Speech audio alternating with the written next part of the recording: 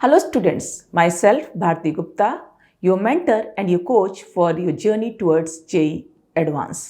Now, आज मैं आपके लिए लेके आई हूँ यहाँ पर JEE Advance के प्रीवियस ईयर क्वेश्चंस के डिस्कशन। ये डिस्कशन हम चैप्टर वाइज करने वाले हैं और year wise from latest to the older ones. यहाँ पे हम सिर्फ डिस्कशन नहीं करेंगे, यहाँ पे हम क्वेश्चन की स्ट्रैटेजी बताएंगे। जेईई एडवांस के क्वेश्चन को सॉल्व करने के लिए क्या स्ट्रैटेजी होती है, क्या अप्रोच होना चाहिए। मोस्ट ऑफ द टाइम्स बच्चों में ये कंसेप्ट, ये थॉट है कि जेईई एडवांस के क्वेश्चंस बहुत टफ होते हैं, बहुत डिफिकल्ट होते हैं, पर एक्चुअली जेईई एडवांस के क्वेश्चन उतने डिफिकल्ट या उतने टफ नहीं होते, rather they are more conceptual, they are concept based. यानी अगर आपको किसी चैप्टर के कॉन्सेप्ट्स एकदम क्लियर हैं और आप उसको प्रॉपरली एक स्ट्रैटेजी के अप्रोच, यानी आप सही तरीके से उसको अप्लाई कर पा रहे हो, तो you will definitely reach to the correct answer.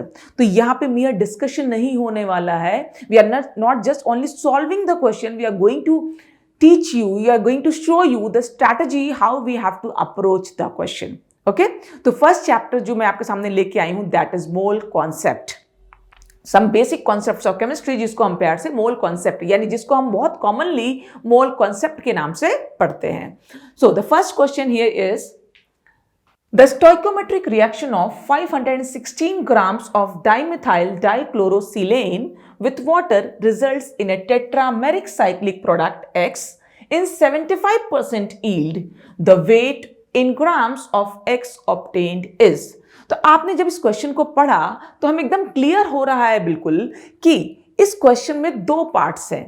एक तो हमें कुछ रिएक्टेंट दिया हुआ है, उस रिएक्टेंट के ऊपर कोई रिएजेंट डाला हुआ और रिएजेंट डाल के कुछ प्रोडक्ट बनाना है। यानी पहला स्टेप इस क्वेश्चन को सॉल्व करते समय होना चाहिए कि we have to write the reaction, we have to write the reaction. और इसमें क्योंकि न्यूमेरिकल है, आपको कैलकुलेशंस करने हैं, यानी ये जो रिएक्शन हमें लिखना है वो कैसा होना चाहिए, it should be a balanced chemical equation. तो सबसे पहले हमें रिएक्शन लिखना और कैसे लिखना है, बैलेंस्ड वे में लिखना है, फर्स्ट स्टेप। अगला स्टेप हमें कुछ कैलकुलेशंस करने हैं कि इतना अमाउंट रिएक्टेंट का दिया है, प्रोडक्ट कितना अमाउंट बनेगा। यानी अब हमें सेकंड स्टेप में अप्लाई करना है मोल कॉन्सेप्ट।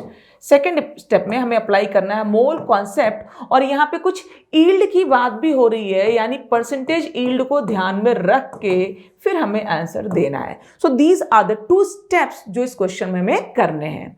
तो सबसे पहले स्टेप की तरफ चलते हैं, we have to write the reaction. अब रिएक्शन लिखते समय क्या करना होगा हमें, first we have to try to decode the reactant, the reagent and the product, isn't it? तो पहले हम रिएक्टेंट की बात करें, इट इज डाइमिथाइल डाइक्लोरोसिलेन। अब बहुत इंपॉर्टेंट बात है कि इस क्वेश्चन में रिएक्शन आपको पूरा लिख के नहीं दिया हुआ है, रिएक्टेंट या प्रोडक्ट किसी का स्ट्रक्चर नहीं दिया हुआ है, क्या दिया हुआ है, नाम दिया हुआ है। तो रिएक्टेंट का तो आपको एटलीस्ट नाम दिया हुआ है, इस नाम से आप डिकोड करके इस नाम को आप इसका स्ट्रक्चर बना लोगे। प्रोडक्ट के किस में बात करें तो प्रोडक्ट का तो आपको नाम भी नहीं दिया हुआ है, प्रोडक्ट के बारे में कुछ हिंट दिया है कि it is a tetrameric, it is a tetrameric cyclic product. तो प्रोडक्ट के लिए आपको हिंट दिया है, तो इस हिंट से आपको प्रोडक्ट बनाना होगा। Is that clear? तो अब स्टार्ट करते हैं। सबसे पहले रिएक्टेंट को डिकोड करते हैं, it is dimethyl dichlorosilane, dimethyl dichlorosilane.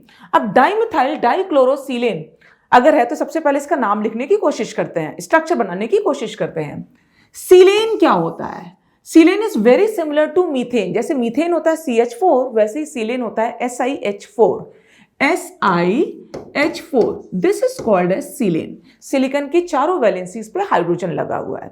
अब सिलिकन की चार वैलेंसी पे जो हाइड्रोजन, उनको रिमूव करके हमें दो तो क्लोरीन लगाने और दो मिथाइल ग्रुप लगाने हैं। तो हमारा जो रिएक्टेंट है एक्चुअली वो क्या है, सिलिकन, और सिलिकन पे हमें लगाना है दो मिथाइल ग्रुप्स, दो CH3 ग्रुप्स, और साथ में सिलिकन पे लगाना है दो chlorine. So this is our reactant to the reaction. अब रिएजेंट क्या है, वाटर डालना है, H2O का अटैक कराना है। तो हमने जब इस रिएक्टेंट पे इस रिएजेंट को डाला तो H2O क्या करने वाला है, नॉर्मली अगर कार्बन से क्लोरीन रिलेटेड होता है तो H2O as a nucleophile carbon के डेल्टा पॉजिटिव पर अटैक करता है, क्लोरीन को रिप्लेस कर देता है OH ग्रुप से। सिमिलरली यहाँ पे सिलिकॉन क्लोरीन बॉन्ड के बीच में EN डिफरेंस के कारण again H2O as a nucleophile यहां अटैक करेगा, क्लोरीन को निकाल देगा बाहर, यानी यहां पे भी वही होने वाला है, the chlorine atoms will get replaced by OH। तो सिलिकॉन पे जो दो क्लोरीन एटम्स हैं उन दोनों को हमें क्या करना है, OH ग्रुप से रिप्लेस कर देना है। So this is what we get. But ये हमारा प्रोडक्ट नहीं है रिएक्शन का, क्योंकि प्रोडक्ट के बारे में आपको लिखा है कि जो प्रोडक्ट है वो क्या है, टेट्रामेरिक साइक्लिक प्रोडक्ट, यानी इसके 4 मॉलिक्यूल्स टेट्रामेराइज होंगे यानी 4 मॉलिक्यूल्स जुड़ेंगे।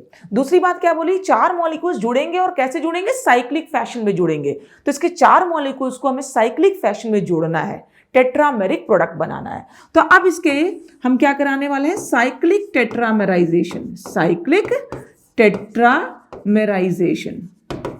अब हम कराने वाले साइक्लिक टेट्रामेराइजेशन, इसके 4 मॉलिक्यूल्स को हम आपस में जोड़ने वाले हैं। तो इसके 4 मॉलिक्यूल्स को आपस में जोड़ेंगे तो जुड़ेगा कैसे, OH लिंकेज के थ्रू। 2 मॉलिक्यूल्स के OH ग्रुप के बीच में से वाटर निकलेगा और सिलिकॉन ऑक्सीजन सिलिकॉन बॉन्ड का फॉर्मेशन होगा। तो हम क्या करेंगे, 4 मॉलिक्यूल्स को इस तरह से लिख देंगे कि OH ग्रुप आमने सामने आए। तो ये हमने लिखा एक molecule, then the other molecule I am going to write over here, silicon पे 2 मिथाइल ग्रुप और साथ में 2 OH group. Then the third molecule नीचे लिख दिया मैंने, सिलिकॉन पे 2 OH ग्रुप और 2 methyl group. And the fourth molecule मैंने ऊपर लिख दिया, सिलिकॉन पे 2 मिथाइल ग्रुप और 2 OH group. This is I wrote the 4 molecules of this compound, जिससे हम इसको टेट्रामेरिक साइक्लिक प्रोडक्ट का फॉर्मेशन कर पाए। ठीक है, अब हमें क्या करना है कि इनको आपस में जोड़ना है by removal of water molecules. तो देखते हैं, यहां से मैंने क्या किया, एक वाटर मॉलिक्यूल निकाला, यहां से भी एक वाटर मॉलिक्यूल का लॉस हुआ, यहां से भी एक वाटर मॉलिक्यूल निकाला और यहां से एक वाटर मॉलिक्यूल निकाल दिया। तो अल्टीमेटली हुआ क्या कि सिलिकॉन ऑक्सीजन सिलिकॉन, फिर silicon oxygen silicon, again silicon oxygen silicon, silicon oxygen silicon, इस तरह का बॉन्ड बना और as a result 8 membered ring is created. तो 8 मेंबर्ड रिंग बना है और इस 8 मेंबर्ड रिंग में ऑल्टरनेट सिलिकॉन और ऑक्सीजन एटम्स प्रेजेंट हैं। तो final product is a 8 membered ring with alternate silicon and oxygen atoms. ठीक है, तो अगर मैं फाइनल प्रोडक्ट का स्ट्रक्चर बनाऊं तो क्या बनने वाला है फाइनल प्रोडक्ट, सिलिकॉन ऑक्सीजन का 8 मेंबर्ड रिंग बनने वाला है। तो 4 silicon atoms are bonded to each other via 4 oxygen atoms. इस तरह का 8 मेंबर्ड रिंग का फॉर्मेशन हो रहा है और हर एक सिलिकॉन पे 2 मिथाइल ग्रुप प्रेजेंट है, हर एक सिलिकॉन पे 2 मिथाइल ग्रुप प्रेजेंट है। So this is the final product, this is the final product X जिसकी क्वेश्चन में बात की गई है। This is the final product X जिसकी क्वेश्चन में बात की गई है, दिस इज X। ओके, और ये बना कैसे है, स्टार्टिंग कंपाउंड जो हमने लिया था वो क्या था, सिलिकॉन पे 2 क्लोरीन लगा हुआ था और 2 मिथाइल ग्रुप लगा था, that was dimethyl dichlorosilane, isn't it. तो ये हमारा स्टार्टिंग कंपाउंड और इस स्टार्टिंग कंपाउंड से हमें फाइनली ये प्रोडक्ट मिल गया after reaction of water and then tetramerization to form the cyclic product. तो हमारा फाइनल प्रोडक्ट X है। अब before moving to the calculation part हमने बताया कि आपको क्या करना पड़ेगा, पहले इस रिएक्शन को बैलेंस करना पड़ेगा। The first step should be that we have to balance this reaction. अब बैलेंसिंग में क्या करें, चेक करते हैं।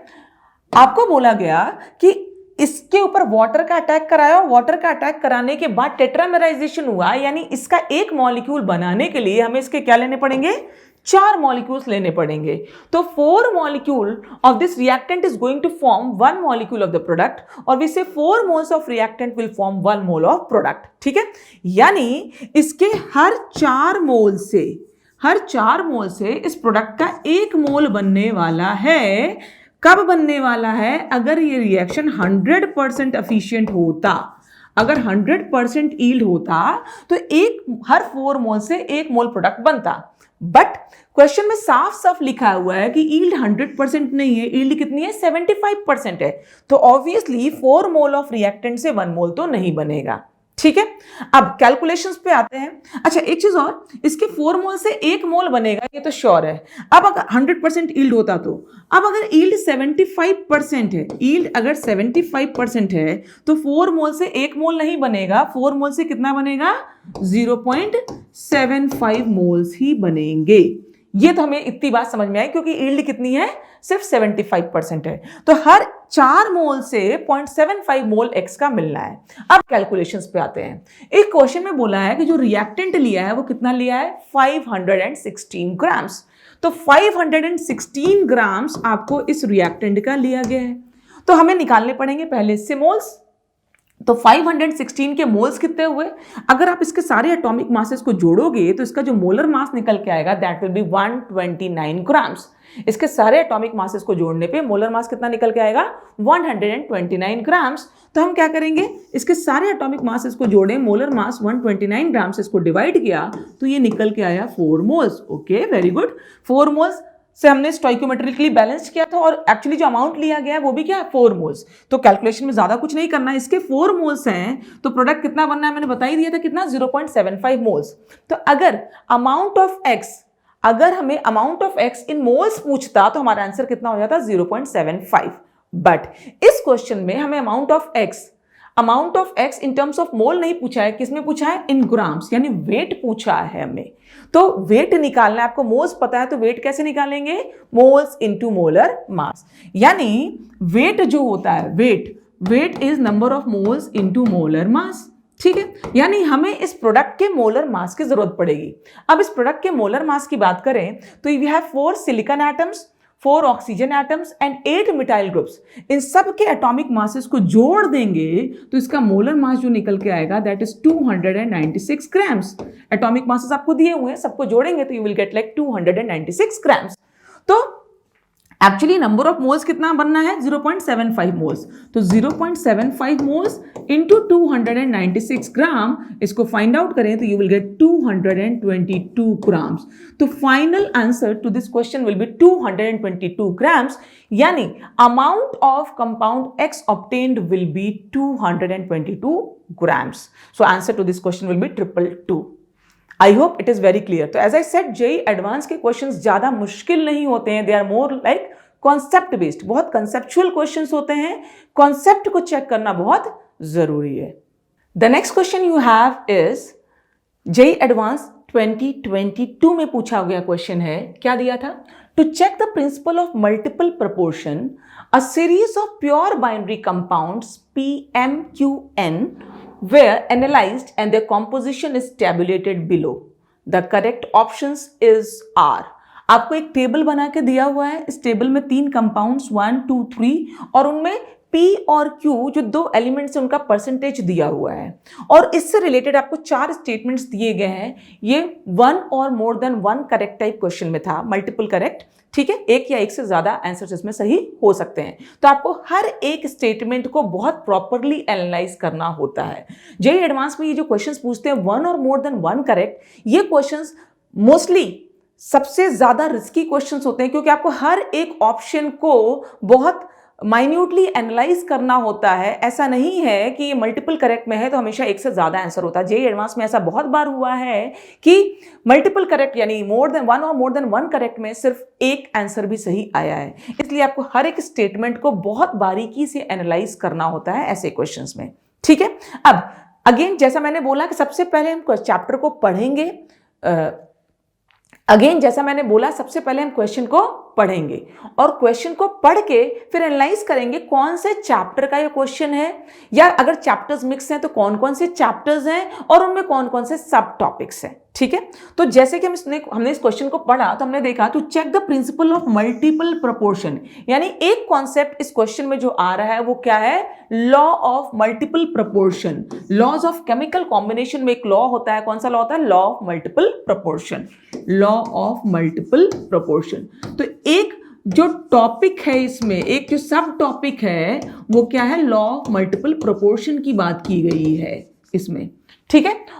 तो लॉ ऑफ मल्टीपल प्रोपोर्शन के हिसाब से कुछ डेटास दिए हुए हैं, और उसके बाद अगर आप ऑप्शंस को पढ़ें तो ऑप्शंस में पढ़ के आपको एम्पेरिकल फॉर्मूला वर्ड दिख रहा है बहुत बार, यानी एम्पेरिकल फॉर्मूला से रिलेटेड कुछ बात हो रही है। तो दूसरा सब टॉपिक जो इसमें इन्वॉल्व हो रहा है दैट इज एम्पेरिकल फॉर्मूला। तो ये 2 कॉन्सेप्ट्स हमको अप्लाई करने हैं। कौन से 2 कॉन्सेप्ट्स, एक तो लॉ ऑफ मल्टीपल प्रोपोर्शन और दूसरा एम्पेरिकल फॉर्मूला, इजंट इट। तो सबसे पहले हम रिकॉल करेंगे व्हाट इज लॉ ऑफ, जैसे हमने पढ़ा to check the principle of multiple proportion. सबसे पहले दिमाग में क्या आना चाहिए कि भाई ये प्रिंसिपल ऑफ मल्टीपल प्रोपोर्शन क्या होता है। प्रिंसिपल ऑफ मल्टीपल प्रोपोर्शन क्या कहता है? Let's recall. Principal of multiple proportion कहता है कि जब दो एलिमेंट्स कंबाइन करके एक से ज्यादा तरह के प्रोडक्ट्स बनाते हैं, दो एलिमेंट्स कंबाइन करके एक से ज्यादा तरह के कंपाउंड्स बनाते हैं, तो एक एलिमेंट का मास अगर हमने फिक्स कर दिया तो दूसरे एलिमेंट के जो डिफरेंट मासेस हैं they bear a simple whole number ratio. So what does law of multiple proportion says?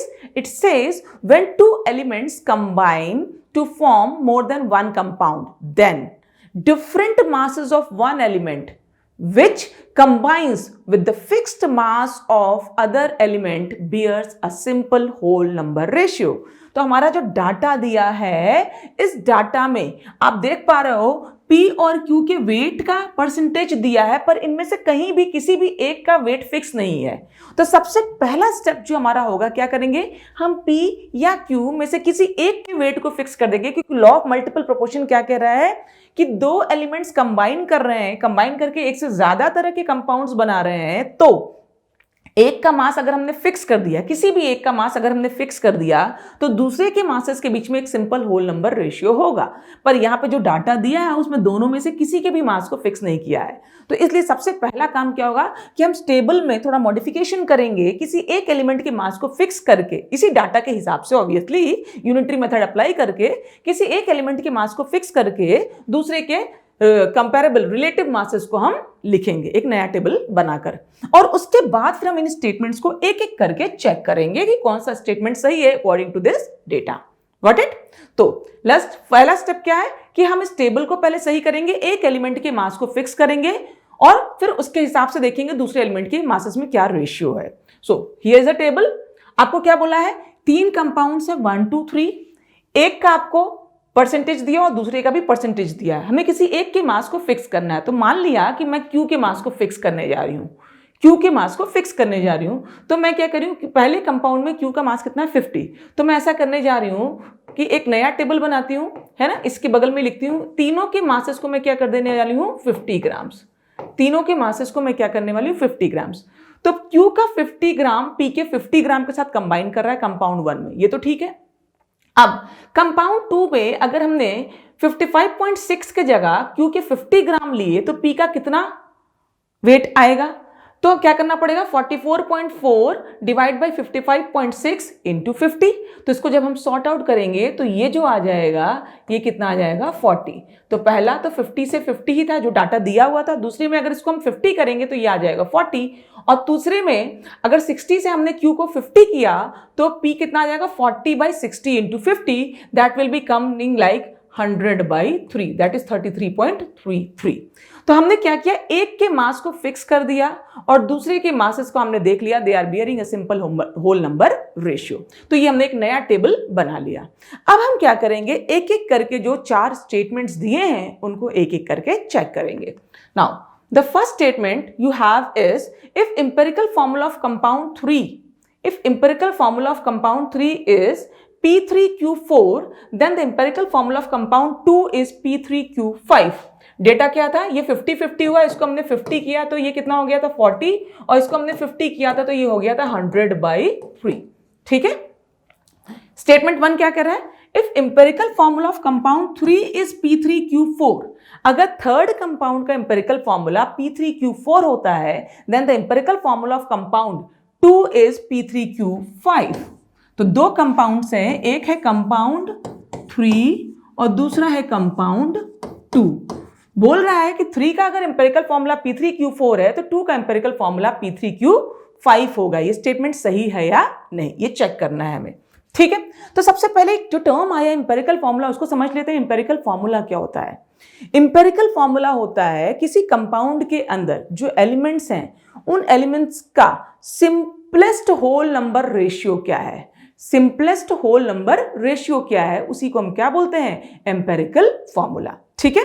तो अब आपसे क्या बोला, if empirical formula of compound 3 is P3Q4, तो इसका इंपेरिकल फॉर्मूला अगर P3Q4 है तो इसका इंपेरिकल फॉर्मूला क्या P3Q5 है, ये हमें चेक करना है। ये हमें क्या करना है, चेक करना है। एक मिनट, तो हम क्या करते हैं कि कंपाउंड 3 जो है इसके इंपेरिकल फॉर्मूला को अगर हम और सिंप्लीफाई करें तो क्या मैं इसको ऐसा लिख सकती हूं P3/4Q लिख सकती हूं क्या, P3/4Q बिल्कुल लिख सकती हूं। भाई हमने क्या किया, दोनों को 4 से डिवाइड कर दिया, ठीक है। और हमें लॉ ऑफ मल्टीपल प्रोपोर्शन की बात करनी है, मतलब किसी एक का मास तो फिक्स करना है, और हमने डेटा में क्या किया, Q के मास को फिक्स किया है।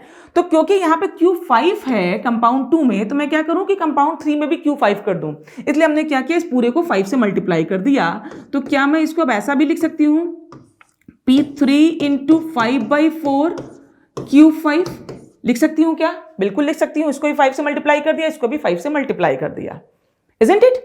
तो अब यहां पे क्या आ गया, कंपाउंड 3 में Q कितना आ गया Q5 और P कितना हो गया 15/4। कंपाउंड 2 में Q5 और P कितना हो गया 3। अब इन दोनों ही डेटा को मैंने ऐसा किया है, दोनों के इंपेरिकल सेम इंपेरिकल फॉर्मूला को हमने इस तरह से लिख दिया कि इन दोनों में Q क्या हो जाए, फिक्स हो जाए। Q का मास क्या हो जाए, फिक्स हो जाए, ठीक है। अब from this option, from option A जो हमारा दिया है उसके हिसाब से, ऑप्शन ए के हिसाब से कंपाउंड 3 में जो P है और कंपाउंड 2 में जो P है उनका रेशियो चेक कर लेते हैं, है ना। रेशियो ऑफ P जो Q के फिक्स्ड मास के साथ कंबाइन करने जा रहा है उसको चेक कर लेते हैं। तो यहां पे P कितना है 15/4 और यहां पे P कितना है 3। तो रेशियो अगर हम निकाल लें तो ये क्या हो जाएगा, नियरली इसको हम कह सकते हैं कि 15:12 हो जाएगा, ठीक है। 15:12 यानी हम कह सकते हैं इट इज लाइक 5/4। तो फ्रॉम ऑप्शन ए P का जो रेशियो है 3 और 2 में वो कितना है 5:4। वो रेशियो कितना आ रहा है 5:4, ठीक है। ये बात क्लियर है। अब हम जो डाटा दिया है उससे भी चेक कर लेते हैं कि P का 3 और 2 में क्या रेशियो है ना। फिक्स्ड मास ऑफ Q के साथ P यहां पे कितना है 100/3 और यहां पे कितना है 40, ठीक है। एक minute, let me just change the colour. हाँ, तो अब डाटा के हिसाब से कंपाउंड 3 में P कितना है 100/3, तो ये हो गया 100/3 और कंपाउंड 2 में P कितना है 40, तो ये रेशियो कितना आ गया 100:120, यानी ये जो रेशियो आप डिकोड करोगे तो ये आ जाएगा 5:6। तो डाटा क्या कहता है, फ्रॉम डेटा जो दिया हुआ है, डेटा क्या कहता है कि P का रेशियो 3 और 2 में कितना है 5:6, जबकि ये क्या कह रहा है कि रेशियो कितना है, ये ऑप्शन क्या कहता है रेशियो कितना है 5:4। तो ऑब्वियसली ये जो डेटा दिया है, ये जो ऑप्शन दिया है वो गिवन डेटा से मैच नहीं कर रहा है। सो option A is not correct. Option A is not correct. Data के हिसाब से रेशियो P का क्या आ रहा है 5:6, जबकि ऑप्शन के हिसाब से रेशियो क्या आ रहा है 5:4। So option A is incorrect. Is that clear? Now let's check the other options. Option B क्या कहता है, if empirical formula of compound 3 is P3Q2, if empirical formula of compound 3 is P3Q2 and atomic weight of element P is 20, then atomic weight of Q is 45. Atomic weight of Q is 45, यानी कि अगर compound 3 का empirical formula P3Q2 है और P का atomic mass 20 है तो Q का एटॉमिक मास 45 आना चाहिए। Let's check. हमारे पास यही डाटा दिया हुआ है, हमें एक के मास को फिक्स भी कर दे जैसा हमने किया था। तीनों के मासेस को अगर हमने फिक्स कर दिया 50-50, तो यहाँ पे ये 50 के साथ 50 ही था, ये 50 के साथ 40 हो जाता है और ये 50 के साथ 100/3 हो जाता है। यही हमने इसको मैनिपुलेट करके लिखा था। एनीवेज, अब एम्पेरिकल फॉर्मूला का निकालने का रूल क्या है। एम्पेरिकल फॉर्मूला निकालते समय सबसे पहले हम क्या करते हैं, जो मास परसेंटेज है उसको हम मास मान लेते हैं considering the total mass of compound 100 grams, ठीक है। तो अब हमने क्या किया, P और Q ये दो एलिमेंट्स हैं, है ना। P और Q दो एलिमेंट्स हैं, इनके लिए डिफरेंट चीजें हम कैलकुलेट करने जा रहे हैं। सबसे पहले इनके लिए मास परसेंटेज, मास। तो अगर टोटल कंपाउंड का मास 100 ग्राम है, टोटल कंपाउंड के मास को हमने 100 ग्राम ले लिया, तो गिवन डेटा के हिसाब से कंपाउंड 3 में P और Q कितना है, ये 40 और ये 60। तो P कितना है 40 और Q कितना है 60, isn't it? ये दिया है, मास हमने 100 ग्राम ले लिया, तो P अगर 40 ग्राम है तो Q कितना होगा 60 ग्राम इन कंपाउंड 3, इज दैट ओके? तो ये तो हो गया मास। हमने क्या माना 100 ग्राम ले लिया कंपाउंड, तो उसमें 40 ग्राम P होगा और 60 ग्राम Q होगा, ठीक है। अब मोल का रेशियो निकाल ले, तो मोल का रेशियो निकालेंगे तो क्या करना पड़ेगा, उसके लिए हमें उसके एटॉमिक मास से डिवाइड करना पड़ेगा। तो ये क्या हो जाएगा, P का एटॉमिक मास कितना माना है 20, तो it will be 40/20 and it will be by 60/45, क्योंकि हमने लिखा यही तो चेक करना है कि एटॉमिक मास Q का 45 होगा या नहीं, तो उसको हमने डिवाइड कर दिया 45 से, isn't it?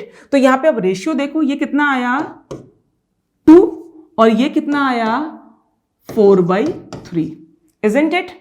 Is that okay? तो ये आ गया, तो ये हो गया मोल का रेशियो। अब मोल का ये रेशियो आया तो हम क्या करें, सिंपलेस्ट रेशियो निकालें, क्योंकि इंपेरिकल फॉर्मूला क्या होता है, सिंपलेस्ट रेशियो होता है। तो सिंपलेस्ट रेशियो निकालने के लिए क्या करना पड़ेगा, जो छोटा वाला नंबर है उससे दोनों को डिवाइड करना पड़ेगा, जो छोटा वाला नंबर है उससे दोनों को डिवाइड करना पड़ेगा। तो 2 और 4/3 में छोटा नंबर कौन सा है 4/3, तो यहां हम करेंगे 2 डिवाइड बाई 4/3 और यहां हम करने वाले हैं 4/3 डिवाइड बाई 4/3, तो ये कितना आ जाएगा 1 और इसको करोगे तो कितना आ जाएगा 3/2, isn't it? तो ये सिंपलेस्ट रेशियो तो आ गया। इंपेरिकल फॉर्मूला सिर्फ सिंपलेस्ट रेशियो नहीं होता, it is a simplest whole number ratio. तो we are going to convert it to whole number ratio. Whole number ratio में कन्वर्ट करने के लिए क्या करना पड़ता है, एक सूटेबल कोएफिशिएंट से उसको मल्टीप्लाई करना पड़ता है। तो यहाँ 3/2 था तो हमने क्या किया 3/2 को 2 से मल्टीप्लाई कर दिया, वैसे यहाँ पे 1 को भी 2 से मल्टीप्लाई कर दिया, तो रेशियो क्या निकल के आ गया, यहाँ पे 2 से 2 कैंसिल, तो here it is like 3 and here it is like 2। तो P और Q के बीच में जो रेशियो निकल के आया 3:2, यानी इस डेटा के हिसाब से P और Q 3:2 के रेशियो में होने चाहिए।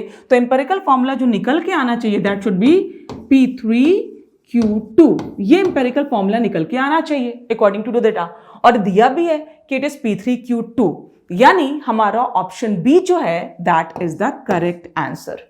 ऑप्शन बी करेक्ट है, तो हमने क्या देखा, option A was incorrect, option B is correct. Okay, now moving to the third option. C option क्या दिया हुआ है हमें क्वेश्चन में, है ना, ऑप्शन सी क्या दिया हुआ है हमें, ऑप्शन सी क्या कह रहा है, if empirical formula of a compound 2 is PQ, if empirical formula of a compound 2 is PQ, then empirical formula of compound 1 is P5Q4। Again ये ऑप्शन भी ए ऑप्शन के सिमिलर ऑप्शन है, मतलब इसको भी सॉल्व हमें कैसे करना है, ए ऑप्शन को जैसे हमने सॉल्व किया था उस हिसाब से, है ना। तो if empirical formula of compound 2 is PQ, then empirical formula of compound 1 is, तो हमारे पास यहाँ पे जो दो कंपाउंड्स हैं वो कौन कौन से हैं, कंपाउंड 2 और कंपाउंड 1। तो हमने एक तो लिखा कंपाउंड 2 और दूसरा हमने लिखा कंपाउंड 1, ठीक है। अब आपसे क्या बोल रहा है, कंपाउंड 2 का एम्पिरिकल फॉर्मूला अगर PQ है तो क्या 1 का एम्पिरिकल फॉर्मूला P5Q4 होगा, P5Q4 होगा, ये हमें चेक करना है, ठीक है। तो again law of multiple proportion follow हो रहा है, तो हमें क्या करना पड़ेगा, किसी एक के मास को फिक्स करना पड़ेगा। इस डाटा में हमने किसके मास को फिक्स किया था, हमने डाटा को मैनिपुलेट किया था, Q के मास को 50 लिया था, तो यहाँ जो डाटा आया था दैट वाज 50, 40 एंड 100/3। तो हमने क्या किया था कि Q के मासेस को फिक्स किया था। तो अगेन यहाँ भी हम क्या करेंगे, Q को फिक्स करने की कोशिश करेंगे। तो यहाँ पे Q 4 है, यहाँ पे Q कितना है 1, तो क्या करेंगे, इसको इंटू 4 कर देंगे, तो यहाँ जो निकल के आएगा that will be P4Q4, P4Q4। अब चेक करना है कि अगर कंपाउंड 2 P4Q4 है तो क्या कंपाउंड 1 P5Q4 होगा according to the given data, ठीक है। अब चेक करते हैं, सेम मास ऑफ Q से कंबाइन करने वाले P के बीच में रेशियो क्या है, रेशियो ऑफ P, है ना, फ्रॉम ऑप्शन से P का रेशियो कितना आ रहा है, जो ऑप्शन C है उसके हिसाब से Q के फिक्स्ड मास के साथ जो P कंबाइन करना है उसका रेशियो कितना आ रहा है, हमें दिख रहा है यहाँ पे P4 है, वहां पे P5 है, तो ratio of P is 4:5, ratio of P is 4:5, किससे, इस ऑप्शन के हिसाब से। अब डाटा से देखते हैं, किसमें किसमें देखना है, कंपाउंड 2 और कंपाउंड 1, कंपाउंड 2 और कंपाउंड 1 में। तो फिक्स्ड मास ऑफ Q के साथ कंपाउंड 2 में P कितना है 40 और कंपाउंड 1 में कितना है 50, यहां कितना है 40 और 1 में कितना है 50, तो रेशियो क्या हो गया 4:5। तो यहां पे भी रेशियो आ गया 4:5, तो दोनों जगह रेशियो सेम आ रहा है 4:5, यानी हमारा ऑप्शन सी जो है वो करेक्ट है। ऑप्शन सी जो है वो करेक्ट है। यहां पे 4:5 आ रहा है अकॉर्डिंग टू ऑप्शन, और डाटा के हिसाब से भी 2 और 1 में जो पी का रेशियो है क्या आ रहा है 4:5, यानी ऑप्शन सी भी करेक्ट है। तो हमने देखो option A was incorrect, option B is correct, option C is correct. ठीक है, तो बी और सी हमारे पास करेक्ट ऑप्शंस आ गए। Now let's check our last option, that is D option. Check करते हैं डी ऑप्शन क्या कहता है। If atomic weight of P and Q are 70 and 35 respectively, then empirical formula of compound 1 is P2Q. Empirical formula of compound 1 is P2Q. ठीक है, अब ये हमारे पास क्वेश्चन है। ठीक है, अब इसको चेक करना है, तो again it is very similar to your option, it is very similar to your option B, है ना। इंपेरिकल फॉर्मूला दिया था और एक का आपको क्या चेक करना है, दोनों के एटॉमिक वेट्स दिए हुए हैं इसमें, और आपको क्या चेक करना है एम्पेरिकल फॉर्मूला चेक करना है। तो again we consider the mass of compound as 100 gram, तो जो मास परसेंटेजेस होंगे वही क्या हो जाएंगे एक्चुअली मास हो जाएंगे। अगेन इसको हम मैनिपुलेट करके लिख ले, ये तीनों को हमने 50 माना था, तो it was like 50, it was 40 and it was like 100/3। ठीक है, अब P और Q की बात करनी है हमें, कौन से कंपाउंड में, इन कंपाउंड 1। ठीक है, कंपाउंड 1 में P और Q की बात करनी है ना। तो सबसे पहले हम मास देख लें, कंपाउंड 1 में P और Q का कितना दिया है। P का मास कितना दिया है 50, कंपाउंड 1 में बोला है ना, P का मास दिया है 50 और Q का मास भी दिया है 50। तो दोनों के मास का रेशियो परसेंटेज अगर 50-50 है, टोटल मास अगर हमने 100 लिया है, तो दोनों के मासेस कितने हो गए 50 and 50। ओके, अब ये मास का रेशियो आ गया। मास के रेशियो के बाद हम क्या देखेंगे, मोल्स का रेशियो, क्योंकि इंपेरिकल फॉर्मूला सिंपलेस्ट रेशियो होता है किसका, मोल्स का। तो मोल्स का रेशियो बनाना है। P का एटॉमिक मास दिया है 70, तो इसमें मोल्स कितने हो जाएंगे 50/70, और इसके मोल्स कितने हो जाएंगे 50/35, इजंट इट। ये हो गया मोल्स का रेशियो। मोल्स का रेशियो लेना है हमें, कौन सा रेशियो लेना है, सिंपलेस्ट रेशियो लेना है, सिंपलेस्ट रेशियो लेना है। तो सिंपलेस्ट रेशियो के हमने लेने के लिए क्या करते हैं हम, जो स्मॉलेस्ट नंबर होता है उससे हम क्या करते हैं, उसको डिवाइड कर देते हैं। तो 50/70 और 50/35 में छोटा कौन सा है 50/70, तो इसको हमने डिवाइड किया, 50/70 डिवाइडेड बाई 50/70, और इसको हमने किया 50/35 डिवाइड बाई 50/70, इजंट इट। तो इसको आप सॉर्ट आउट करोगे तो ये कितना आ जाएगा 1, और इसको जब आप सॉल्व करोगे तो 50 से 50 कैंसिल, ये आ जाएगा कितना 2, ये कितना आ जाएगा 2।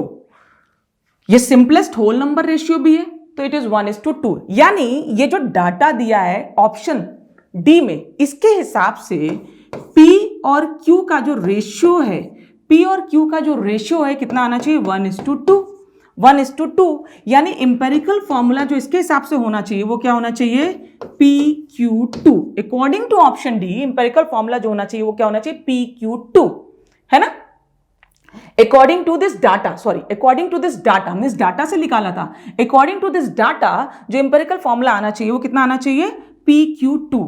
लेकिन इस ऑप्शन में अगर आप देखो तो इस ऑप्शन में इंपेरिकल फॉर्मूला क्या दिया है P2Q, जस्ट उल्टा दिया है। P और Q का रेशियो 2:1, जबकि आ क्या रहा है 1:2, यानी हमारा ये ऑप्शन करेक्ट नहीं है। So the correct answer to this question में हमने देखा था A, B, C, D जो 4 ऑप्शंस थे उसमें A करेक्ट नहीं था, B was correct, C was correct and D is again incorrect. So the correct answer to this question will be option B and option C. Now the next question we have is, it is for J Advanced 2020. क्या था question, aluminium reacts with sulfuric acid to form aluminium sulfate and hydrogen. What is the volume of hydrogen gas in liters produced at 300 K and 1 atmosphere pressure when 5.4 gram of aluminium and 50 ml 5 molar sulfuric acid are combined for the reaction? Again, as I said, आपको क्या करना है, सबसे पहले तो check करना है कि कौन सा टॉपिक का क्वेश्चन है। तो this is a question purely from mole concept, purely from mole concept. इसमें मोलैरिटी यूज किया है, मतलब कॉन्सेंट्रेशन टर्म्स का इन्वॉल्वमेंट है, और साथ में स्टोइकियोमेट्री से रिलेटेड ये क्वेश्चन है। क्वेश्चन पढ़ते हैं। अगेन इस क्वेश्चन में 2 पार्ट है। क्या कह रहा है क्वेश्चन कि एल्यूमिनियम का सल्फ्यूरिक एसिड के साथ रिएक्शन हो रहा है, एल्यूमिनियम सल्फेट बन रहा है और हाइड्रोजन बन रहा है। तो आपको इस क्वेश्चन में रिएक्टेंट और प्रोडक्ट सब दिए हैं, बस रिएक्शन लिख के नहीं दिया है, नाम दिया हुआ है। तो सबसे पहला काम जो हम करने वाले हैं that is we are going to write the reaction. क्या करने वाले हैं? We are going to write the reaction. तो क्या है reaction? Aluminium is going to react. तो सबसे पहला हमारा रिएजेंट क्या है? एल्यूमिनियम। ये एल्यूमिनियम किसके साथ रिएक्ट कर रहा है? H2SO4 के साथ रिएक्ट कर रहा है, और H2SO4 के साथ रिएक्ट करके what it is going to form is, आपको बोल रहा है एल्यूमिनियम सल्फेट बन रहा है और हाइड्रोजन बन रहा है। तो एल्यूमिनियम सल्फेट क्या होगा? Al2SO4 thrice. एल्यूमिनियम पे चार्ज क्या होता है? +3, सल्फेट पे क्या होता है? -2। तो क्रॉस मल्टीप्लाई किया हमने, तो इट इज Al2SO4 थ्राइस, और साथ में मिल रहा है क्या? Hydrogen. So this is the reaction. पर ये रिएक्शन जो है वो बैलेंस्ड नहीं है। मोल कॉन्सेप्ट से अगर हमें क्वेश्चंस को सॉल्व करने हैं तो फर्स्ट स्टेप होना चाहिए क्या? कि रिएक्शन लिखने के बाद सबसे पहले हम रिएक्शन को बैलेंस कर लें। तो बैलेंस करें, एल्यूमिनियम हाइड्रोजन H2SO4 के साथ कंबाइन करके एल्यूमिनियम सल्फेट और हाइड्रोजन दे रहा है। हम देख रहे हैं यहाँ पे 2 एल्यूमिनियम, तो I am going to make it 2, और सल्फेट 3 है, तो I am going to make it 3। तो Al2SO4 थ्राइस हो गया, हाइड्रोजन कितने हो गए? 3। Now this is a balanced chemical equation। अब हम यहाँ पे कैलकुलेशन वाला पार्ट कर सकते हैं। आपसे बोल रहा है कि जब एल्यूमिनियम का रिएक्शन हुआ हाइड्रोजन H2SO4 के साथ, एल्यूमिनियम का जब रिएक्शन हुआ H2SO4 के साथ, तो क्या मिल रहा है? एल्यूमिनियम सल्फेट और हाइड्रोजन मिल रहा है। आपको बोल रहा है कि इस प्रोसेस में जो हाइड्रोजन मिल रहा है, इस प्रोसेस में जो हाइड्रोजन मिल रहा है, आपको एल्यूमिनियम और H2SO4 के अमाउंट्स दिए हुए हैं, तो उन गिवन अमाउंट्स को रिएक्ट करा के जो हाइड्रोजन मिल रहा है, ऑब्वियसली हाइड्रोजन गैस के फॉर्म में मिलेगा, वो जो हाइड्रोजन मिल रहा है उसका एक पर्टिकुलर टेम्परेचर और प्रेशर पे, एक पर्टिकुलर टेम्परेचर और प्रेशर पे उस हाइड्रोजन गैस का वॉल्यूम क्या होगा लीटर्स में बताना है। तो 2 पार्ट्स हैं इस क्वेश्चन में। आपको एक तो ये चेक करना है कि हाइड्रोजन बनेगा कितना, मोल कॉन्सेप्ट अप्लाई करके, और फिर वो जो हाइड्रोजन बन रहा है उसको जो हमने मोल्स निकाले उसको हमें कन्वर्ट करना है वॉल्यूम पे, और वॉल्यूम पे नॉर्मल स्टैंडर्ड कंडीशंस पे नहीं, इन गिवन कंडीशंस पे उसकी क्या वॉल्यूम होगी ये बताना होगा। ठीक है, तो सबसे पहले हम क्या करेंगे कि मोल कॉन्सेप्ट अप्लाई करने जा रहे हैं यहाँ पे हम। तो मोल कॉन्सेप्ट अप्लाई करने के लिए सबसे पहला काम क्या है कि हम जो अमाउंट्स दिए हुए हैं उनको हम मोल्स के टर्म में लिख लें। तो एल्यूमिनियम जो दिया है that is 5.4 grams. Mass of aluminium जो दिया है वो कितना है? 5.4 ग्राम्स। और H2SO4 जो दिया है वो कितना दिया है? 50 ml 5 मोलर। H2SO4 का आपको मास नहीं दिया है, उसका कंसंट्रेशन दिया है 50 ml 5 मोलर, यानी 5 मोलर सॉल्यूशन H2SO4 का है, उसका कितना वॉल्यूम लिया हमने? 50 ml। ठीक है, तो ये जो भी गिवन डाटा है उसको हमें किस में कन्वर्ट करना पड़ेगा? मोल्स में, है ना। इसका तो हमें मास दिया और इसका हमको क्या दिया है? कॉन्सेंट्रेशन और वॉल्यूम। इसका हमें क्या दिया है? कॉन्सेंट्रेशन दिया है और वॉल्यूम दिया है। ठीक है, तो मास से मोल्स निकालना है तो क्या करना होता है? मास से अगर आपको मोल्स निकालना होता है तो क्या करना होता है? उसको एटॉमिक मास से डिवाइड करना होता है। तो 5.4 divide by atomic mass of aluminium कितना है? 27। क्वेश्चन में दिया भी है, मोस्टली हमें याद भी रहता है ना। तो 5.4 डिवाइड बाय 27, तो ये कितना आ गया? 0.2। 0.2। तो मोल्स ऑफ एल्यूमिनियम जो क्वेश्चन में लिया है दैट इज 0.2। ठीक है, दूसरा चीज जो लिया हुआ है इस क्वेश्चन में वो क्या लिया हुआ है? हाइड्रोजन।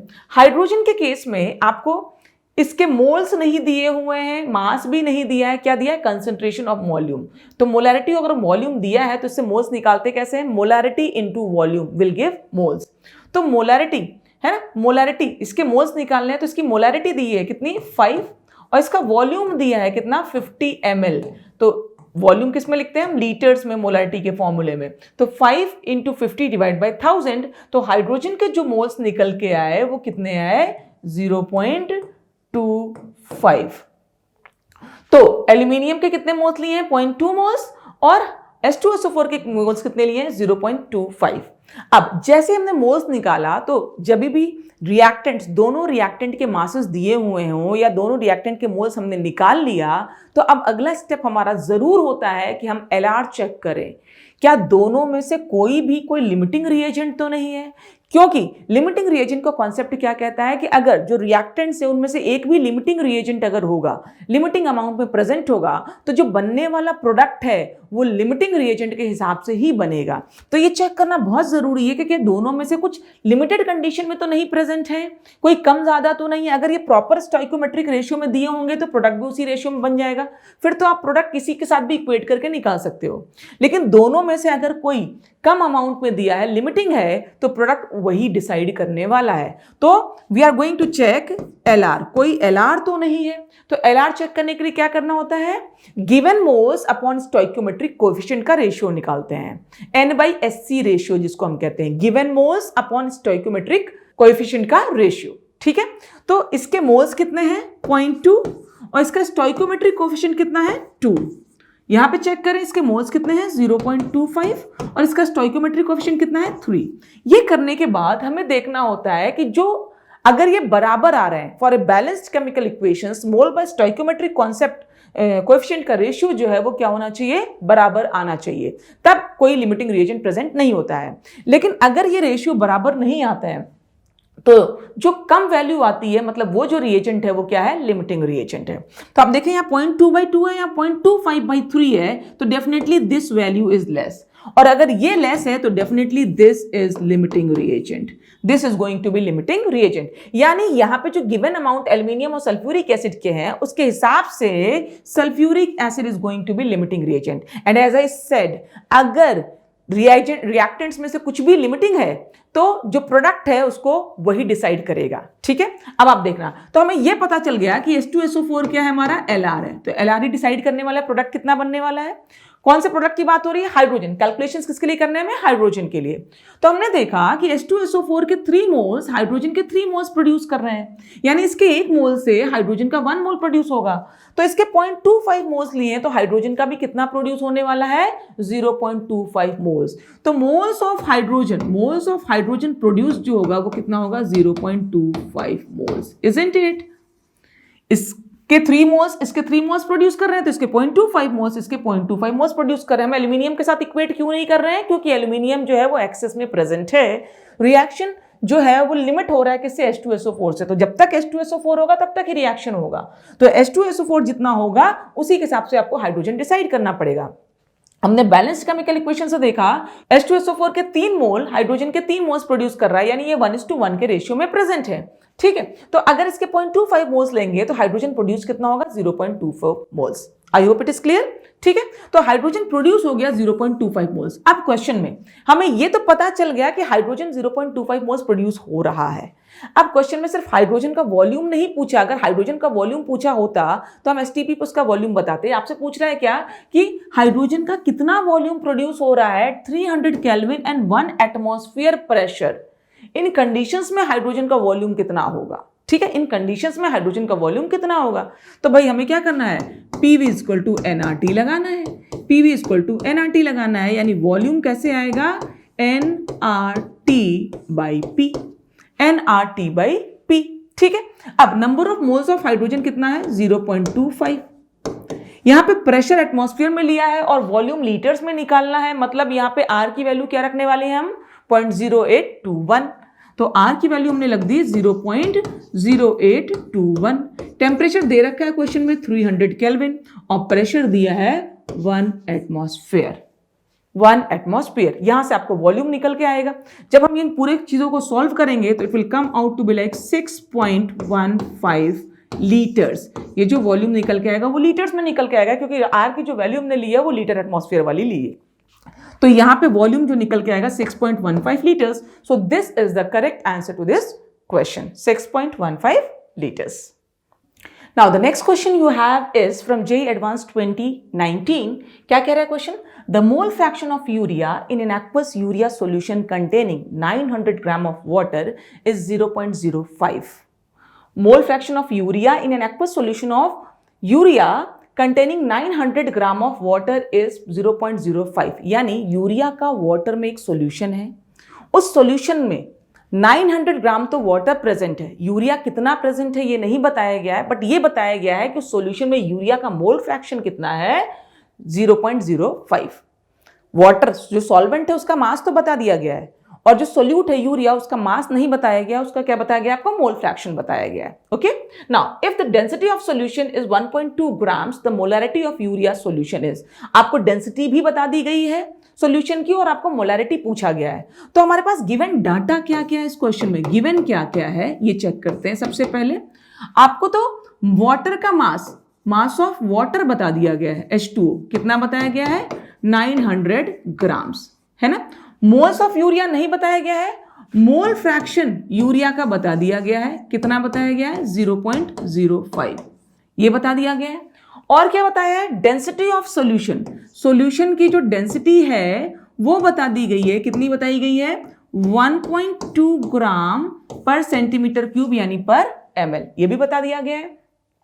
आपसे पूछा क्या जा रहा है, मोलैरिटी ऑफ सॉल्यूशन, मतलब उस सॉल्यूशन को मोल फ्रैक्शन के टर्म्स में, एक कॉन्सेंट्रेशन टर्म क्या है, मोल फ्रैक्शन, उसको तो डिफाइन किया है और उसी सॉल्यूशन के कॉन्सेंट्रेशन को आपको मोलैरिटी के टर्म्स में पूछा जा रहा है और डाटा में आपको एटॉमिक मोलर मासेस दिए गए हैं यूरिया के और वाटर के। ठीक है, तो ये डाटा है और आपको मोलैरिटी निकालनी है। ठीक है, अब सबसे पहले ये डाटा दिया और इससे मोलैरिटी निकालनी है, यानी हमारी जो रिक्वायरमेंट है उसमें हमें क्या क्या चीज की जरूरत पड़ रही है इसको डिकोड करते हैं। नाउ मोलैरिटी फाइंड आउट करने के लिए हमको क्या चाहिए होता है, number of moles of solute, यानी कि यूरिया के मोल्स चाहिए हमको, डिवाइडेड बाई वॉल्यूम किसका, सॉल्यूशन का चाहिए होता है, और ये सॉल्यूशन का वॉल्यूम हमें किसमें चाहिए होता है, लीटर्स में। यानी हम किसी तरह से यूरिया के अगर मोल्स निकाल लें और सॉल्यूशन का टोटल वॉल्यूम निकाल लें तो हमारा काम हो जाएगा।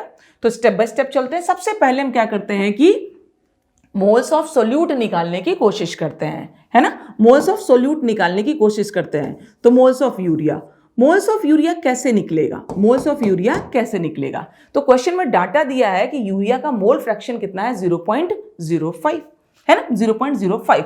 अब मोल फ्रैक्शन पे अगर हम बात करें तो मोल फ्रैक्शन कैसे निकलता है भाई, moles of urea upon moles of urea plus moles of water, यही तो देगा मोल फ्रैक्शन आपको, moles of urea upon moles of urea plus moles of water, that will give you mole fraction. यानी हमको यहां से ये पता चला कि 0.05 will be equal two moles of urea upon moles of urea plus moles of water. अब water का आपको मास दिया हुआ है, वाटर का अगर मास दिया है तो क्या हम यहां से वाटर के मोल्स निकाल सकते हैं, तो मोल्स ऑफ वाटर कितना आ जाएगा, 900 डिवाइड बाई 18 दैट इज 50। तो मोल्स ऑफ वाटर तो हमें पता चल गया कितना, 50। तो हमारा ये जो इक्वेशन है इसको मैं यहां लिखने जा रही हूं, you can see 0.05 is coming to be like moles of urea upon moles of urea plus moles of water. ठीक है, तो अब आप देख रहे हो इस इक्वेशन में एक ही अननोन है n, इसको हम सॉल्व करेंगे तो n निकल के आ जाएगा आपका 2.63 मोल्स। इसको आप सॉल्व करें तो यूरिया के मोल्स निकल के आ जाएंगे 2.63। तो हमारा एक स्टेप ये वाला पार्ट तो हो गया, मोल्स ऑफ सोल्यूट हमने निकाल लिया। ठीक है, अब निकालना है हमको सॉल्यूशन का वॉल्यूम। अब सॉल्यूशन में क्या प्रेजेंट है भाई, सॉल्यूशन में प्रेजेंट है सोल्यूट प्लस सॉल्वेंट। सॉल्यूशन में क्या प्रेजेंट है, सोल्यूट और सॉल्वेंट। सॉल्वेंट का मास आपको दिया है, सोल्यूट को आपको मोल्स निकल के आया तो सोल्यूट का मास भी निकाल सकते हो। ठीक है, मतलब टोटल मास ऑफ सॉल्यूशन आपको पता है और आपको क्या है, सॉल्यूशन की डेंसिटी भी दी हुई है, तो सॉल्यूशन का वॉल्यूम निकल के आ जाएगा या नहीं आ जाएगा। मतलब जो अगली बात है वॉल्यूम ऑफ सॉल्यूशन निकालने की, अगली बात जो है हमारे पास वॉल्यूम ऑफ सॉल्यूशन निकालने की, इसमें हमको क्या करना है, mass of urea, weight of urea plus weight of water, है ना, टोटल मास अपॉन डेंसिटी, यही तो करना है, total mass upon total density. ये मिल जाएगा हमें, क्या मिल जाएगा, डेंसिटी से और मास से हमें क्या मिल जाएगा, सॉल्यूशन का वॉल्यूम मिल जाएगा, सॉल्यूशन का वॉल्यूम मिल जाएगा। तो ठीक है, निकालते हैं। वेट ऑफ यूरिया कितना होगा, वेट ऑफ यूरिया कितना होगा, मोल्स तो हमें पता चल गए, तो वेट ऑफ यूरिया अगर हमको निकालना है तो moles into molar mass, moles into molar mass, तो ये कितना आएगा 2.63 इंटू कितने मोल्स है इसके, 2.63, इसका मोलर मास कितना है 60, इसका मोलर मास कितना है 60। तब आप इसको मल्टीप्लाई कर लो, है ना, तो इसको हम कह सकते हैं क्या, 6 3 ज़ा 18, 6 6 ज़ा 36 plus 1 37, 3 12 plus 3 this much, so it is like 157.8। तो यूरिया का मास जो निकल के आया दैट इज 157.8 ग्राम्स, यूरिया का जो मास निकल के आया दैट इज 157.8 ग्राम्स। तो ये हो गया यूरिया का मास। तो भाई यूरिया का मास कितना है 157.8 ग्राम्स, वाटर का मास आपको दे रखा है 900 ग्राम्स, और डेंसिटी कितनी है सॉल्यूशन की 1.2 ग्राम्स पर ml, 1.2 ग्राम्स पर ml, यानी यहाँ पे जो निकल के आएगा वॉल्यूम में किसमें निकल के आएगा ml में, जबकि हमको सॉल्यूशन का वॉल्यूम किसमें चाहिए लीटर्स में। तो ml में जो वॉल्यूम निकल के आ रहा है उसको हम 1000 से क्या करेंगे डिवाइड करेंगे तो वो लीटर्स में आ जाएगा। तो यहाँ हमें वॉल्यूम ऑफ सॉल्यूशन कैसे मिलेगा लीटर्स में, जब हम इसको 1000 में डिवाइड करेंगे। तो अब चेक करते हैं ये कितना हो गया, it is 1057.8 divide by 1.2 into 1000 यानी 1200, ठीक है। तो ये जो निकल के आएगा वो कितना आएगा 0.8815 लीटर्स, 0.8815 लीटर्स। ये आ गया आपका वॉल्यूम ऑफ सॉल्यूशन किसमें लीटर्स में। तो अब हमें फाइनल स्टेप करना है क्या, मोलैरिटी निकालनी है। तो मोलैरिटी क्या था, number of moles of solute divide by volume. तो मोलैरिटी क्या हो जाएगा, मोलैरिटी फाइंड आउट करना है। तो molarity was number of moles of solute, कितना आया था 2.63, number of moles of solute कितना आया था 2.63 divide by volume of solution in litres. तो सॉल्यूशन का वॉल्यूम लीटर में कितना आया 0.8815, ये वॉल्यूम ऑफ सॉल्यूशन है लीटर्स में। इसको जब आप डिवाइड करोगे तो इट विल कमिंग लाइक 2, मतलब ये नियरली 1 है तो 2 से ज्यादा ही आएगा, है ना, 2.63 से ज्यादा ही आने वाला है। तो इसको सॉर्ट आउट करोगे तो ये आ जाएगा 2.98। So this is the molarity of solution. ऐसा क्वेश्चन जो आपका इंटीजर टाइप में आया था, तो answer to this question will be 2.98। I hope it is clear to you. The next question we have is, it is from JEE Advanced 2018। Question क्या कह रहा है, the ammonia prepared by treating ammonium sulphate with calcium hydroxide is completely used by nickel chloride .6H2O to form a stable coordination compound।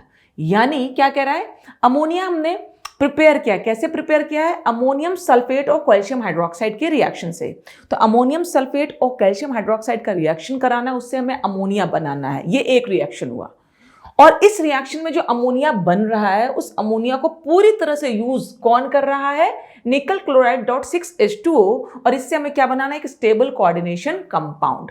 तो actually इस reaction question में 2 reactions का involvement है।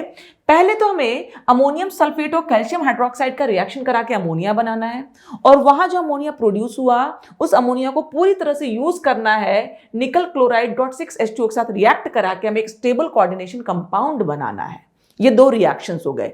यानी इस क्वेश्चन में पहले तो हमें 2 रिएक्शंस लिखने पड़ेंगे, और कैलकुलेशंस हैं, मतलब हमें बैलेंस्ड केमिकल रिएक्शंस लिखने पड़ेंगे। तो सबसे पहला स्टेप जो इस क्वेश्चन को सॉल्व करने वाला है वो क्या है, we have to write balanced chemical equation, balanced chemical equation.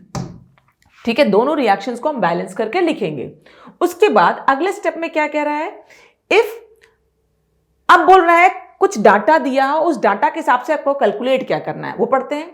If 1584 grams of ammonium sulphate, यानी स्टार्टिंग जो पहला रिएक्शन था उसमें बोल रहा है कि 1.1584 ग्राम अमोनियम सल्फेट लिया गया है ना, और अगले रिएक्शन में जो निकल क्लोराइड .6H2O लिया गया वो कितना के लिया गया 952 ग्राम्स। अगर इसको यूज कर रहे हैं प्रिपरेशन में, तो पहले स्टेप में बनने वाला जो प्रोडक्ट जिप्सम है और अगले स्टेप में बनने वाला जो कोऑर्डिनेशन कंपाउंड है, उन दोनों का कंबाइंड मास कितना होगा। यानी हमको पहला रिएक्शन लिखना है, उसको बैलेंस करना है, उसके लिए एक रिएजेंट का मास दिया हुआ है, उसके हिसाब से उसका प्रोडक्ट बताना है।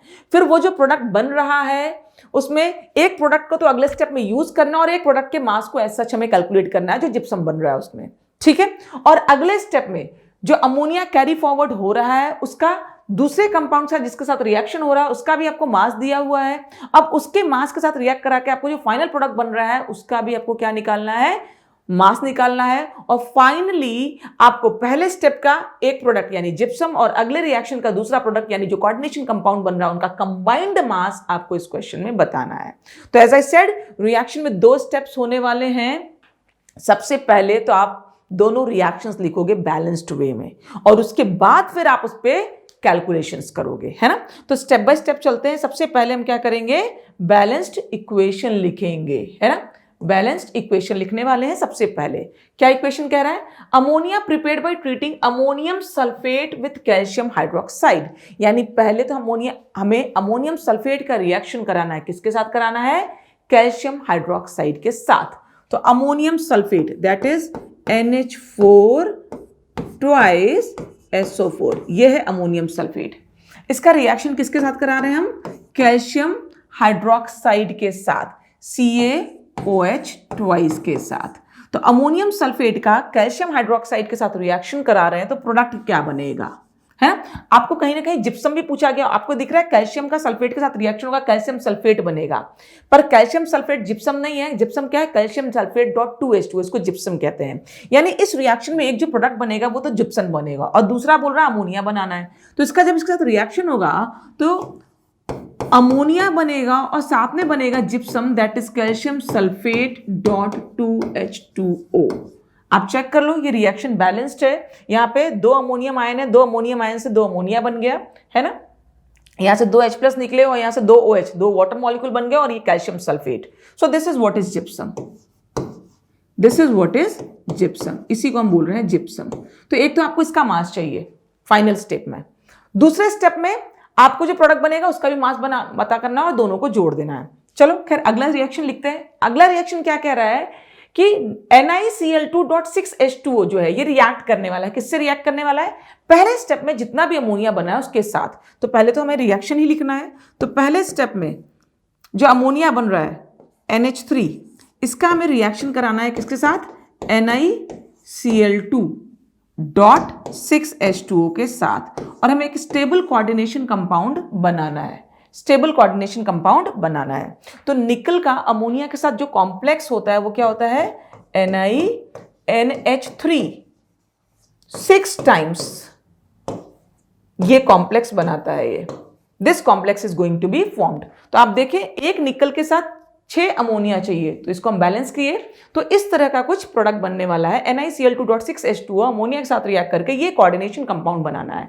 एट द एंड आपको इसका भी वेट निकालना है और इन दोनों के फाइनल वेट्स को जोड़ के हमें बताना है। तो ये तो हो गए हमारे रिएक्शंस, बैलेंस्ड रिएक्शंस हमने बना लिए। अब अगला स्टेप क्या कह रहा है ना, यहाँ पे ऑब्वियसली 6H2O भी होगा, इसका जरूरत नहीं है क्वेश्चन में, ठीक है। अब अगले स्टेप में आपको कैलकुलेशंस करने हैं। यहां पे एक बात और है, assume that both reactions are 100% complete. दोनों रिएक्शंस क्या हो रहे हैं, 100% कंप्लीट हो रहे हैं, यानी जिस अमाउंट में वो प्रेजेंट हैं उस हिसाब से वो रिएक्ट करेंगे, ईल्ड जो है वो 100% आएगी, ईल्ड में कोई वेरिएशन नहीं होना है, ठीक है। तो अब चेक कर चलते हैं अपने कैलकुलेशन पोर्शन की तरफ, ठीक है। क्या कह रहा है, पहले रिएक्शन में जो एल्यूमिनियम सल्फेट लिया गया वो कितना है, 1584 ग्राम्स। तो इसके मोल्स निकालने, 1584 ग्राम्स को डिवाइड कर दे इसके मोलर मास से। तो एल्यूमिनियम सल्फेट का मोलर मास कितना आएगा ये फाइंड आउट करें। सल्फेट का मास कितना होता है 96, और अमोनियम का कितना हो गया 14 प्लस 4 18। तो 18 into 2 means that is 36, and 36 plus 96, 36 plus 96, तो ये कितना आ जाएगा 132। तो इसका जो मोलर मास आ गया वो कितना आ गया 132। तो 1584 ग्राम जो अमोनियम सल्फेट का दिया हुआ है, इस अमोनियम सल्फेट को हमने इसको मोलर मास से डिवाइड किया 132 से, तो ये निकल के कितना आ जाएगा, आप इसको डिवाइड करोगे तो इट विल बी लाइक 12, यानी अमोनियम सल्फेट का कितना लिया गया है 12 मोल्स। तो 12 मोल्स ये लिया गया। अब आप देखो इस डाटा में कहीं भी कैल्शियम हाइड्रोक्साइड का अमाउंट मेंशन्ड नहीं है, मतलब कैल्शियम हाइड्रोक्साइड जितना रिक्वायर्ड है उतना प्रेजेंट है, कैल्शियम हाइड्रोक्साइड की जितनी रिक्वायरमेंट है उतना आपको दिया हुआ है, तो it is present in excess. तो अगर इसका 1 मोल इसके 1 मोल के साथ रिएक्ट कर रहा है, मतलब इसका 12 मोल्स इसके 12 मोल्स के साथ रिएक्ट करेगा, ये एक्सेस में प्रेजेंट है। तो ये कितना बनेगा, इसके 1 मोल से ये कितना बनने वाला है 2 मोल्स। तो इसके 12 मोल से ये अमोनिया कितने बनने वाला है 24 मोल्स। Got it.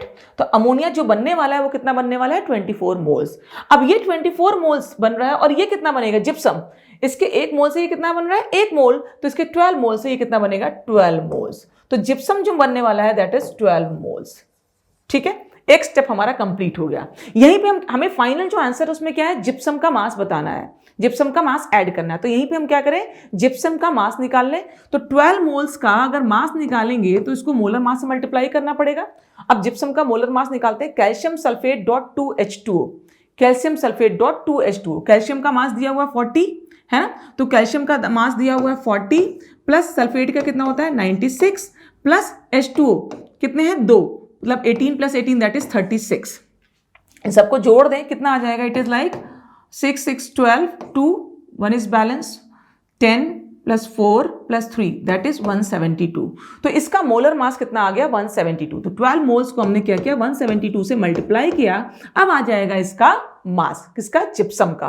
तो 12 2 24, ठीक है, 12 2 24, 12 7 से 84 प्लस 2, 84 प्लस 2 दैट इज 86, 8 और ये 20। तो मास ऑफ जिप्सम जो हमें मिलने वाला है दैट इज 2064 ग्राम्स। एक स्टेप कंप्लीट, हमने आधा काम तो कर लिया, जिप्सम का मास निकाल लिया। अब सेकंड स्टेप पे आते हैं। एनीवेज आपको बोल रहा है फर्स्ट स्टेप में जितना भी अमोनिया है वो सारा अमोनिया कहां कंज्यूम हो रहा है, इसके साथ रिएक्शन करने में। तो फर्स्ट स्टेप में अमोनिया कितना है 24 मोल्स निकला हुआ है, ठीक है 24 मोल्स। अगर 24 मोल्स अमोनिया निकला है, इसको पूरा कंज्यूम करना है, तो NiCl2 रिक्वायर्ड कितना है, इसके 6 के साथ ये 1 मोल, तो इसके 24 मोल्स के साथ ये कितना लगेगा, 24 मोल्स के साथ ये कितना लगेगा भाई, इसके 1, इसके 6 के साथ ये 1, तो 24 के साथ ये कितना लगने वाला है 4 मोल्स, 6 4 जा 24, 1 4 जा 4, तो इसका रिक्वायर्ड कितना है 4 मोल्स। लेकिन क्वेश्चन में आपको NiCl2.6H2O का मास दिया हुआ है 952 ग्राम्स।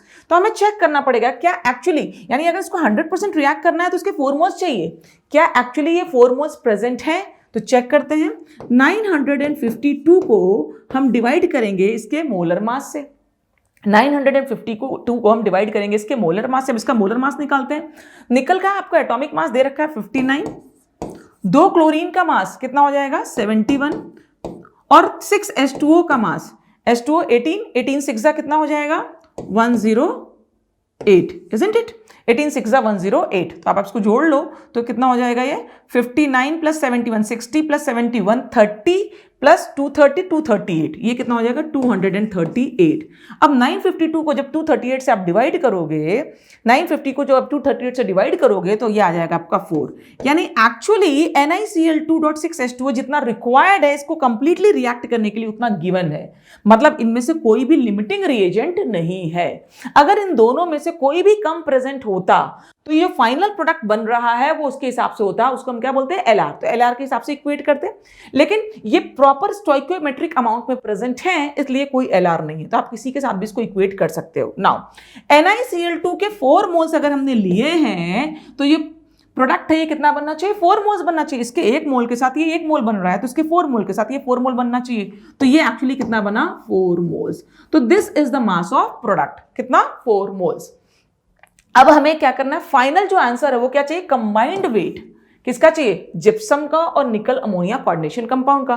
तो जिप्सम का वेट तो हम निकाल चुके हैं, अब हमें क्या करना है, इसका वेट निकालना है। तो वेट निकालना है तो इसको इसके मोलर मास से हमें क्या करना पड़ेगा, मल्टीप्लाई करना पड़ेगा। अब इसका मोलर मास चेक करें, निकल का कितना है हमने देखा 59, अमोनिया का कितना है 17, 17 इंटू 6 करना पड़ेगा है ना, प्लस क्लोरीन का कितना हो गया 71। इन टोटल को हमें ऐड करना पड़ेगा, ये कितना आ जाएगा 232, ये कितना निकल के आ जाएगा 232, ठीक है। तो अब आप क्या करोगे, इसको 232 से मल्टीप्लाई कर दोगे तो ये कितना आ जाएगा 928 ग्राम्स, ये कितना आ जाएगा 928 ग्राम्स। यानी जो कोऑर्डिनेशन कंपाउंड बन रहा है उसका कितना मास बन रहा है, दैट इज 928 ग्राम्स। अब आप ध्यान से देखना, आपको जिप्सम का मास मिल गया 2064 ग्राम्स, आपको निकल कोऑर्डिनेशन कंपाउंड का मास भी मिल गया 928 ग्राम्स। तो आपको एक्चुअली क्या करना है, कंबाइंड वेट ही तो बताना है इन दोनों प्रोडक्ट्स का। तो इन दोनों प्रोडक्ट्स का अगर हमें कंबाइंड वेट बताना है तो फाइनल वेट जो हमें मिल रहा है, जो रिक्वायर्ड है फाइनल वेट किसका, कोऑर्डिनेशन कंपाउंड और जिप्सम का, वो कितना हो जाएगा 928 प्लस जिप्सम का वेट 2064। इन दोनों को जोड़ दें आप, है ना, इन दोनों को जोड़ देंगे तो what you will gate is 2992 grams. So this will be the final answer to this question. इस क्वेश्चन का आंसर क्या होगा 2992 grams. I hope it is clear to you.